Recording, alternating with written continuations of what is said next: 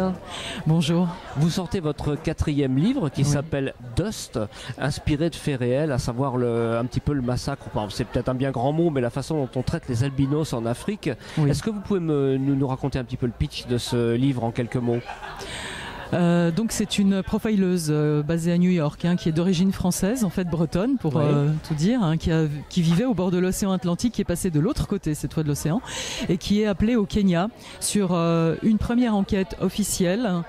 Donc ce sont des crimes en série, des traces de sang en forme de croix sont laissées à même le sol sans qu'on retrouve les corps. Donc ça fait 2 ans que ça dure, 2 ans que ce tueur mène un peu la police kenyane par le bout du nez. Elle piétine, donc elle fait appel à cette profileuse, Anna Baxter, et tout ça va la mener vers une autre enquête officieuse cette fois, puisque c'est un dossier assez lourd justement, basé sur des faits réels, à savoir les persécutions dont sont victimes les albinos en Afrique. Les fameux albinos, voilà. Qui auraient soi-disant des pouvoirs ou je ne sais quel... Qui auraient, selon les croyances plutôt obscures, des pouvoirs, à partir de leurs organes, de leurs bras, des membres, on fait des substrats pour les consommer et donner accès à la richesse.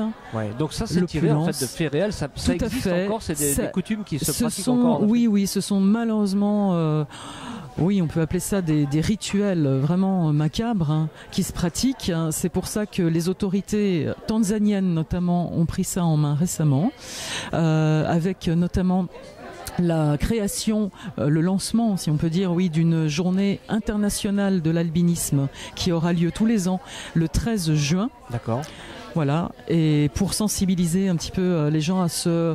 On peut presque appeler ça, je dirais, un génocide, même s'il ne s'agit pas d'une ethnie. C'est une tare génétique, mais c'est surtout parce qu'ils sont différents. Comment vous êtes arrivé à ce sujet ? Alors c'est tout simplement, j'étais déjà en rédaction de Dust. Quand j'ai eu, lors d'une conversation avec des amis, j'ai eu vent de ça. Je ne connaissais absolument pas, j'avais pas eu l'info là-dessus, alors que ça remonte quand même aux années 2000. Mais c'est pour vous dire que ça restait dans un circuit d'information peut-être trop méconnu. Et donc je me suis dit, je peux pas passer à côté de ça. Mon livre parlant déjà de la différence, j'ai envie d'envoyer ce message et d'informer les gens, puisque je me suis dit, comme moi je n'étais pas informée, il y a peut-être aussi d'autres personnes qui ne l'étaient pas. Donc voilà. Bon, à l'arrivée, un thriller, d'après ce que dit Gérard Collard, qui est vraiment quand même une référence dans le domaine, et surtout ici à Saint-Maur, il l'a pas lâché. Donc ça veut dire que c'est vraiment un thriller qui est complètement prenant du début à la fin, c'est ça? On suit une enquête. Alors je l'espère, puisque moi-même j'étais prise aussi par son écriture. Et il est atypique.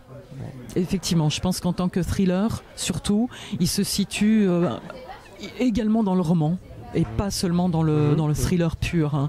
Il y a aussi une réflexion sur la vie, la mort, les relations humaines qui prennent une autre dimension forcément en Afrique. Très bien, tout est noté. Je vais vous rendre votre liberté parce qu'il y a un monde fou sur ce salon du livre. Et je vous souhaite un bon succès avec ce polar. Merci beaucoup. Merci beaucoup à vous.